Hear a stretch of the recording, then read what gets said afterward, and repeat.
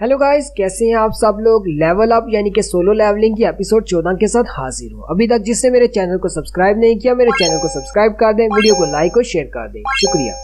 तो जी last episode पे हमने देखा था कि टाइशिक उन तीनों कैदियों को मार देता है और साथ में मिस्टर किम और दूसरे बंदे को भी मार देता है। जिन्हों मिस्टर सोंग और जूही के साथ बॉस के रूम की तरफ जा रहा होता है, उसी वक्त उसे महसूस होता है कि बहुत ज्यादा किलिंग इंटेंट महसूस हो रही होती है कि कोई उन्हें मारने के लिए आने वाला है। जिन्हों उनसे कहता है मुझे कुछ महसूस हो रहा है, यहाँ से जल्दी से निकलो। वो वापस भागना शुरू करते हैं। वो तीनों भी भागते हुए जा रहे होते हैं कि टाइशिक सीधा पहले बी रैंक की हंटर यानी कि जूही पर अटैक करने के लिए आगे बढ़ता है। वो जैसे ही अपने नाइफ से जूही को मारने लगता है, जिन्हों पीछे की तरफ मुड़ जाता है और उसके हाथ को पकड़ लेता है। टाइशिक कहता है ये तो बहुत ज्यादा फास्ट है। जिन्हों से कहता है तुम क्या करने लगे थे। टाइशिक अपने हाथ को छुड़वाते हुए पीछे की तरफ जंप करता है। टाइशिक कहता है तुमने मेरे ब्लाइंड अटैक को रोक लिया, तुम्हारे पास कौन सी स्ट्रेंथ है।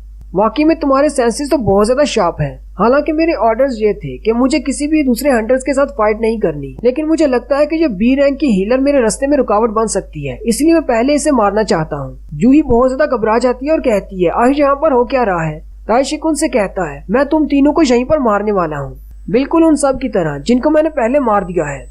मिस्टर सोंग से कहते हैं तुम तो गिल्ड के मेंबर हो, तुम ये सब कुछ क्यों कर रहे हो।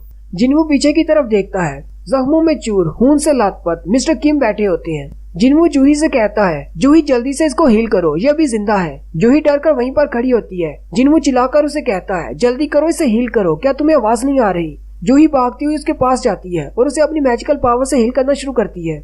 मिस्टर किम उनसे कहते हैं तुम लोग मुझे नहीं बचा पाओगे, मुझे पता है मैं मरने वाला हूँ। मिस्टर किम जूही का हाथ पकड़ लेते हैं और उससे कहते हैं तुम्हें अपनी एनर्जी वेस्ट नहीं करनी चाहिए, मेरा बहुत ज्यादा ब्लड बह चुका है, मैं नहीं बचूंगा। जिन्हों चिल्लाकर उसे कहता है मिस्टर किम तुम्हें जीना होगा, तुमने कहा था तुम्हारी फैमिली है, तुम्हें उनके लिए जीना है, उनके लिए ना सही फिर भी तुम्हें जीना होगा। अगर तुम मर गए तो मैं नफरत किससे करूंगा। मिस्टर किम जिन्हों से कहते हैं मुझे माफ कर दो, मैं वाकई में तुमसे माफी मांगना चाहता था। हालांकि मैंने सोचा था कि रेड के खत्म होने के बाद अपना सर झुकाकर तुमसे माफी मांगूंगा, लेकिन अगर यहाँ पर मैंने अपने सर को नीचे किया तो मेरा ब्लड बहुत ज्यादा बह जाएगा, जिसकी वजह से मैं फौरन मर जाऊंगा और मैं माफी नहीं मांग पाऊंगा। इसीलिए मैं तुम्हें इसी तरह बैठे बैठे माफी मांग रहा हूँ। और साथ ही मिस्टर किम रोते हुए उससे कहते हैं जिन्वू प्लीज मुझे माफ कर देना, और अपने सर को नीचे झुका लेते हैं, जिसकी वजह से फौरन उनकी मौत हो जाती है।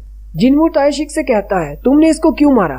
टाइशिक उसे कहता है मुझे नहीं पता, शायद किसी मॉन्स्टर ने मारा होगा। वैसे मेरी स्टोरी तो ये है कि डंजन के अंदर बहुत सारे मॉन्स्टर्स थे जो कि बहुत ज्यादा पावरफुल थे, उन्होंने बहुत सारे हंटर्स को मार डाला। पहले तो मैंने यही स्टोरी सोची थी, लेकिन अब मुझे अपनी स्टोरी चेंज करना होगी। मैं बाहर जाकर यही रिपोर्ट करूंगा कि वो तीनों मुजरिम आजाद हो गए थे और अपनी भागने की कोशिश के दौरान उन तीनों ने तुम सब लोगों को मार डाला, और मैं जो कि पहले बॉस के साथ फाइट कर रहा था, जैसे ही मुझे पता चला मैं उन तीनों के पीछे गया और उन तीनों को भी मार डाला। और क्योंकि मैं यहाँ पर एक बी रैंक का हंटर हूँ, वो तीनों सी रैंक के हंटर्स हैं, वो मुझे नहीं मार सकते, इसलिए मैंने अकेले ही बॉस को भी मारा और बाकी सबको मारकर यहाँ से बाहर निकल जाऊंगा। तुम तीनों को क्या लगता है बाहर के लोग इस स्टोरी पर यकीन करेंगे या नहीं।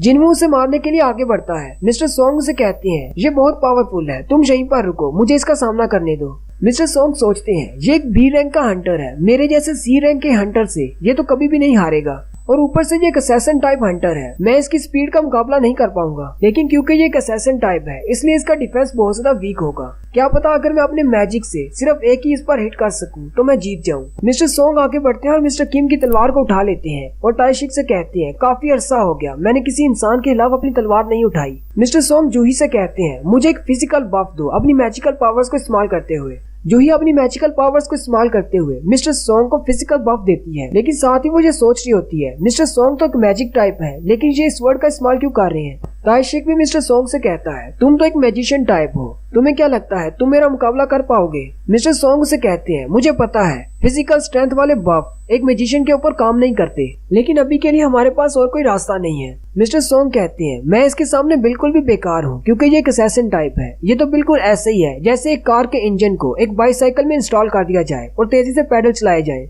जूही के स्ट्रेंथ बफ की वजह से मैं अपने कंट्रोल खो सकता हूँ, इसलिए अगर मैंने अपनी स्पीड को कंट्रोल नहीं किया तो मैं मर भी सकता हूँ। वो भी अपनी सोच में गुम होते हैं कि उसी वक्त टाइशिक आगे बढ़ता है और उन पर अटैक करता है। मिस्टर सोंग अपनी तलवार को सामने करते हुए उसके अटैक को ब्लॉक करते हैं। ताइशिक उनसे कहता है ये तो बहुत ही नॉर्मल सी बात है कि एक असैसिन टाइप का हंटर एक मैजिशियन टाइप के हंटर के सामने बहुत ज्यादा पावरफुल है और तुमने अपने लिए वेपन का चुनकर बहुत ही अच्छा किया, लेकिन एंड पर तुम सिर्फ मरने वाले हो। ये वेपन भी तुम्हें नहीं बचा पाएगा क्योंकि अगर अपने मैजिक में भी तुम डी लेवल के नहीं हो तो तुम तलवार से भी कुछ नहीं कर पाओगे। मिस्टर सोंग अपनी तलवार को घुमाते हुए उस पर अटैक करते हैं। ताइशिक जल्दी से अपनी शैडो मूवमेंट्स को इस्तेमाल करते हुए दूर चला जाता है और उसे कहता है बाप की वजह से तुम्हारी स्पीड काफी ज्यादा बढ़ गई है, चलो मेरी थोड़ी सी प्रैक्टिस हो जाएगी। मिस्टर सोंग कहते हैं अगर मैं थोड़ा सा अपनी स्पीड को बढ़ा लूं तो मैं इस तक पहुंच सकता हूं। वो फिर से स्पीड के साथ उस पर अटैक करते हैं लेकिन वो वहां से गायब हो जाता है। ताइशिक हंसते हुए उनसे कहता है ये तो बहुत ही अच्छा आइडिया है कि अपने मैजिक को छोड़कर एक वेपन पकड़ लिया जाए, लेकिन तुम ऐसा कभी नहीं कर पाओगे। ताइशिक मिस्टर सोंग के कंधे पर अटैक करते हुए उनके पास से गुजर जाता है और उन्हें पता भी नहीं चलता।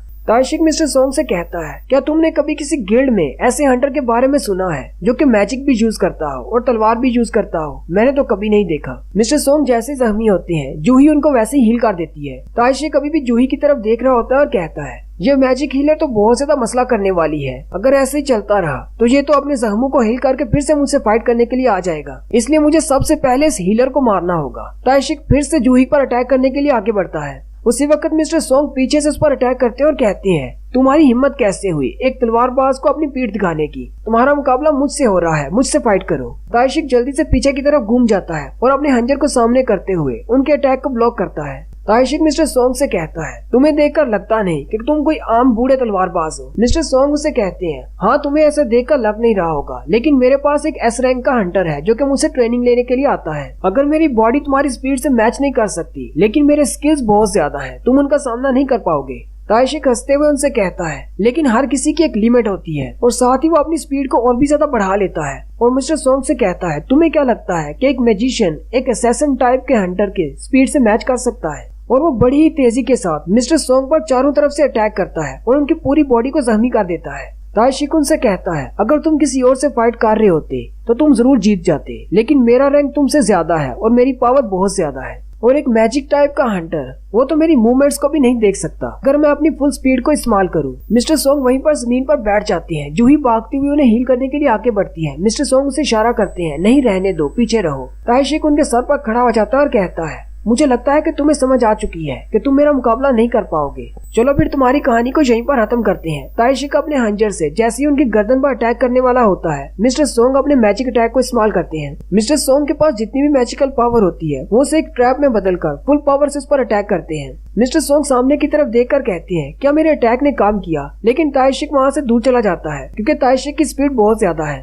ताइशिक फिर से उनके सर पर आकर खड़ा हो जाता है और उनसे कहता है तुम तो एक मैजिशियन टाइप हो, ये बात मुझे पहले से पता थी, लेकिन तुम एक तलवार पकड़कर अपने स्किल्स को छुपाने की कोशिश कर रहे थे। तुम्हें क्या लगा इस तरह तुम मुझे ट्रैप में फंसा लोगे? मिस्टर सोंग अपनी आंखें बंद कर लेते हैं और कहते हैं मुझे लगता है कि मेरा अंत आ चुका है। ताइशिक फिर से अपनी तलवार को ऊपर की तरफ उठाता है और मिस्टर सोंग पर अटैक करता है, लेकिन उसी वक्त जिनवू आगे बढ़ता है और अपने हंजर से उसकी तलवार के अटैक को रोकता है और ताइशिक को पीछे की तरफ धकेल देता है। ताइशिक उसे कहता है तुम फिर से बीच में क्यों आ रहे हो? आखिर तुम हो कौन? तुम्हारा रैंक क्या है? जिनवू से कहता है मेरा नाम संग जिनवू है और मैं एक ई रैंक का हंटर हूँ। ताइशिक उसे कहता है तुम एक ई रैंक के हंटर नहीं हो सकते, ये मैं कैसे मान लूं? तुम्हारी स्ट्रेंथ तो बहुत ज्यादा है। ताइशिक कहता है अगर तुम एक पावर टाइप हंटर हो तो तुम्हारे लिए ये आसान है, as a E rank hunter तुम ऐसा कर सकते हो, लेकिन तुमने मेरे अटैक्स को 2 बार रोका है, वो भी स्पीड के साथ। तुम एक पावर टाइप नहीं हो सकते। क्या तुम भी एक असैसिन टाइप हंटर हो? लेकिन तुम एक असैसिन टाइप भी नहीं हो। ताइशिक हंसते हुए कहता है मुझे लगता है कि तुम अपने रैंक को छुपा रहे हो, तुम एक फॉल्स रैंकर हो। मिस्टर सोंग जिनवू की तरफ देखते हैं और कहते हैं ये एक फॉल्स रैंकर कैसे हो सकता है? मैं इसे एक लंबे अरसे से जानता हूँ, ऐसा नामुमकिन है, ये एक फॉल्स रैंकर नहीं है। ताइशिक फिर से कहता है तुम एक फॉल्स रैंकर भी नहीं हो सकते, क्योंकि अगर तुम फॉल्स रैंकर होते तो जिसको भी तुम्हारे बारे में पता है तुमने उसे मार डालना था। तो मेरे पास सिर्फ एक ही आंसर बचता है, इसका मतलब तुम एक डबल अवेकनर हो। ये बात सुनते ही मिस्टर सोंग और जूही दोनों ही हैरान हो जाते हैं। ताइशिक कहता है तुम्हारे दोस्तों के रिएक्शंस को देखकर लगता है तुम अभी अभी रीवेकेंड हुए हो और इन लोगों को अभी तक नहीं पता। तुम्हें देखकर लगता है कि तुम्हारे पास अभी इतना ज्यादा फाइटिंग एक्सपीरियंस नहीं है। तो इस सूरत में मैं तुम्हें एक लेसन सिखाता हूँ, क्योंकि मैं तुम्हारा सुपीरियर हूँ। तुम्हें बताता हूँ कि कैसे किसी को मारते हैं। जिनवू उससे पूछता है तुमने ये सब कुछ क्यों किया है? ताइशिक उसे कहता है तुम किस बारे में पूछ रहे हो कि मैंने उन कैदियों को क्यों मारा? जिनवू उसे कहता है मैं इस सब के बारे में पूछ रहा हूँ, तुमने बाकी सबको क्यों मारा? ताइशिक हंसते हुए उसे कहता है तुम्हारा चेहरा तो बहुत ज्यादा डरावना है, तुम्हें क्या लगता है इस तरह तुम मुझे डरा सकते हो? मैंने उनको कोई मजे के लिए नहीं मारा, मुझे ऑर्डर दिया गया था, इसलिए मैंने ऐसा किया है। और साथ ही एक बैकग्राउंड सीन दिखाते हैं, वहीं पर जहाँ पर वो शख्स उसे पैसे दे रहा होता है। वो शख्स असल में एक गोल्ड की कंपनी का CEO होता है। वो तायशिक को 2 बिलियन वॉन देता है। तायशिक उसे कहता है, मुझे इसके अलावा 1 बिलियन वॉन और चाहिए ताकि मैं बाकी के हंटर्स को भी ठिकाने लगा सकूं। साथ ही वो उससे पूछता है, तुम ऐसा क्यों कर रही हो? वो शख्स उसे कहता है, तुम्हारे पास जो 3 कैदी हैं उनमें से एक कैदी ने मेरी बेटी के साथ बहुत ही गलत किया, जिसकी वजह से मेरी बेटी इतनी ज्यादा घबरा गई कि उसने खुद को फांसी लगा लिया। उसकी मौत की वजह से उसकी माँ ट्रॉमा में है और वो अभी भी हॉस्पिटल में है। अब क्योंकि वो एक हंटर है, इसलिए उसे सिर्फ कुछ सालों की ही सजा दी जाएगी। मैं नहीं चाहता कि वो आजाद होकर सड़कों पर घूमे फिरे। मैं चाहता हूँ कि तुम उसे डंजन के अंदर मार डालो। फिर हमारी स्टोरी प्रेजेंट में आ जाती है। तायशिक उसे कहता है, अब मैं उसको मना नहीं कर सकता था, वो तो बेचारा एक बाप था जो अपनी बेटी का बदला लेना चाहता है। मैंने रकम बढ़ाकर उसको मना करने की कोशिश की, लेकिन उसने मुझे ज्यादा पैसे देकर खरीद लिया और अब मुझे किसी भी तरह इस डील को पूरा करना ही है। और यहीं पर हमारी एपिसोड 14 का एंड होता है। एक्सप्लेनेशन अच्छी लगी हो तो चैनल को सब्सक्राइब कर दें, वीडियो को लाइक और शेयर कर दें। शुक्रिया।